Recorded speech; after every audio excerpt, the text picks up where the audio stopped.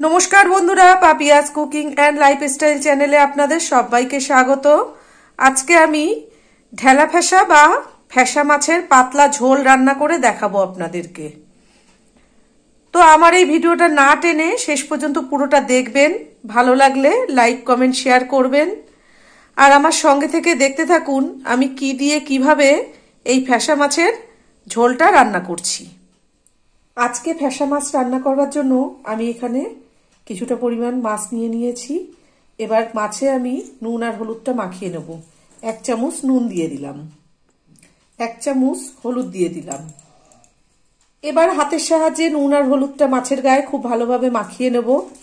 আর এখনো যারা আমার চ্যানেলটিকে সাবস্ক্রাইব করেননি তাদের কাছে আমার অনুরোধ রইল, আমার চ্যানেলটিকে অবশ্যই করে সাবস্ক্রাইব করবেন এবং পাশে থাকা বেল আইকনটি ক্লিক করে অল করে দেবেন, যাতে আমি যখন যা নিত্য নতুন ভিডিও ছাড়বো তার নোটিফিকেশন সবার প্রথমেই আপনাদের কাছে পৌঁছে যাবে।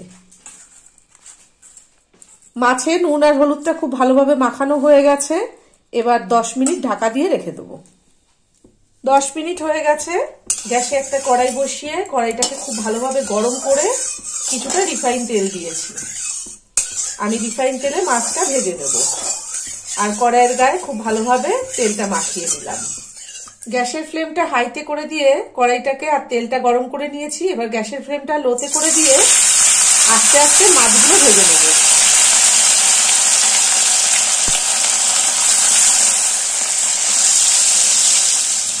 গ্যাসের ফ্লেমটা লোতে রেখে মাছগুলোকে আস্তে আস্তে উল্টে পাল্টে ভেজে নেব। এই মাছ কিন্তু অতিরিক্ত কড়া ভাজতে হয় না। গ্যাসের ফ্লেমটা লোতে রেখে মাছটা আমার ভাজা হয়ে গেছে।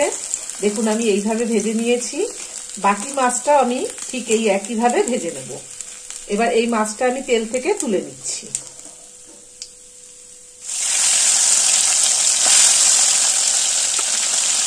মাছটা ভেজে তুলে নিয়েছি। এবার ওই তেলে 1 মুঠো বড়ি ভেজে নেব।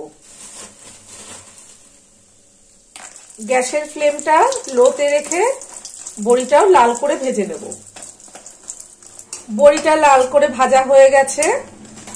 আর এই বড়িটা কিন্তু বাড়িতে বানানো বড়ি, আমার মা বানিয়ে পাঠিয়ে দিয়েছে। আমি বড়িটা তেল থেকে তুলে নিচ্ছি। কড়াইতে মাছ ভাজার যে তেলটা ছিল তার মধ্যে সামান্য একটু সর্ষের তেল দিয়ে দিয়েছি। এবার 1/2 চামচ থেকে একটু কম কালো জিরে দিলাম। এই মাছের ঝোল রান্না করতে কিন্তু বেশি তেল লাগে না, আমার অনেকটা রান্না হবে ওই জন্য আমি সামান্য একটু তেল দিয়ে দিয়েছি। কালো জিরেটা ভাজা হয়ে এসেছে প্রায়। 2টো কাঁচা লঙ্কা চিড়ে দিয়ে দিলাম।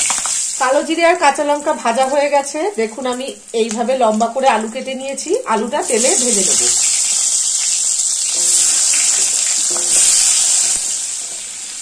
এবার গ্যাসের ফ্লেমটা হাইতে করে দিয়ে আলুটাকে একটু লাল লাল করে ভেজে নেব। আলুটাকে বেশ লাল করে ভাজা হয়ে গেছে।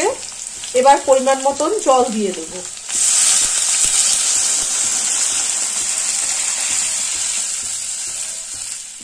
পরিমাণ মতন জল দিয়ে দিয়েছি। আমার যতটা ঝোল প্রয়োজন ততটাই। 1 চামচ নুন দিচ্ছি।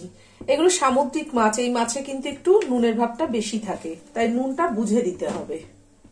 যেহেতু এই মাছের ঝোলে কোনো মশলা দেব না, সেই জন্য হলুদটা কিন্তু একটু কমই দিতে হবে। হলুদ বেশি দিলে রংটা বাজে হয়ে যাবে। 6টা কাঁচা লঙ্কা পুরোটা চিড়ে দিয়ে দিলাম। নুন ঝাল মিষ্টি আপনারা নিজেদের স্বাদ মতন দিয়ে রান্নাটা করবেন। কাঁচা লঙ্কাটা ঝোলের মধ্যে ভালোভাবে মিশিয়ে দিয়েছি। এবার 10 মিনিটের জন্য ঢাকা দিয়ে দেব, গ্যাসের ফ্লেমটা মিডিয়ামে করে দিয়ে। 10 মিনিট হয়ে গেছে। আমি মাছের ঝোলের থেকে ঢাকাটা খুলে দিচ্ছি। দেখুন আমি এইভাবে লম্বা করে বেগুন কেটে নিয়েছি। একটা বেগুন এইভাবে টুকরো করে কেটে রেখেছিলাম, বেগুনটা দিয়ে দিচ্ছি। আপনারা চাইলে তেলে হালকা করে একটু ভেজে নামানোর আগেও দিয়ে দিতে পারেন, কিন্তু আমার আবার এই সিদ্ধ বেগুনটা খেতে বেশি ভালো লাগে। 6টা কাঁচা পাকা লঙ্কা মুখ ফাটিয়ে দিয়ে দিলাম। গ্যাসের ফ্লেমটা মিডিয়াম টু হাইতে করে দিয়ে 3 মিনিটের জন্য মাছের ঝোলটাকে ঢাকা দিয়ে দেব।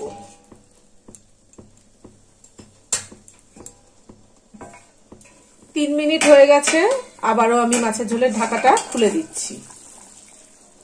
বেগুনটা কিন্তু অর্ধেকটা সেদ্ধ হয়ে গেছে। এবার ভেজে রাখা বড়ি আর মাছ ঝোলে দিয়ে দেবো।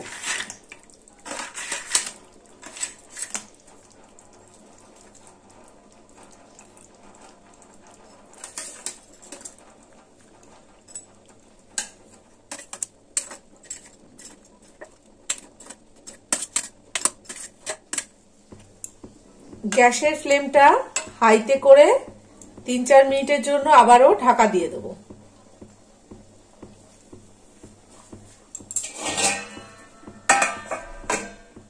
4 মিনিট হয়ে গেছে, আমি মাছের ঝোলের ঢাকাটা খুলে দিলাম। কাঁচা লঙ্কা চিড়ে জল দিয়ে মাছের ঝোল, কত সুন্দর কালার হয়েছে দেখুন। বেশি নাড়া যাবে না, তার কারণ অনেকটা মাছ আছে, ভেঙে যাবে মাছগুলো। এক মুঠো ধনেপাতা কুচিয়ে নিয়েছি, ধনেপাতাটা ছড়িয়ে দিলাম। ধনেপাতাটা ঝোলের মধ্যে একটু মিশিয়ে দিচ্ছি। আর আপনারা যদি একটু ঘন ঝোলটা করতে চান তাহলে 2-4টে আলু একটা পাত্রে তুলে নিয়ে একটু হাতা দিয়ে চেপে চেপে আলুটা ভেঙে দেবেন, দিয়ে ওই আলুটা দিয়ে দেবেন ঝোলের ভেতরে, তাহলে দেখবেন ঝোলটা ঘন হয়ে যাবে। ধনেপাতাটা মেশানো হয়ে গেছে, গ্যাসের ফ্লেমটা হাইতে করে দিয়ে ঢাকা দিয়ে আমি আরো 1 মিনিট ফুটিয়ে নেব। তারপরে গ্যাসটা নিভিয়ে দিয়ে পরিবেশন করে আপনাদেরকে দেখাবো।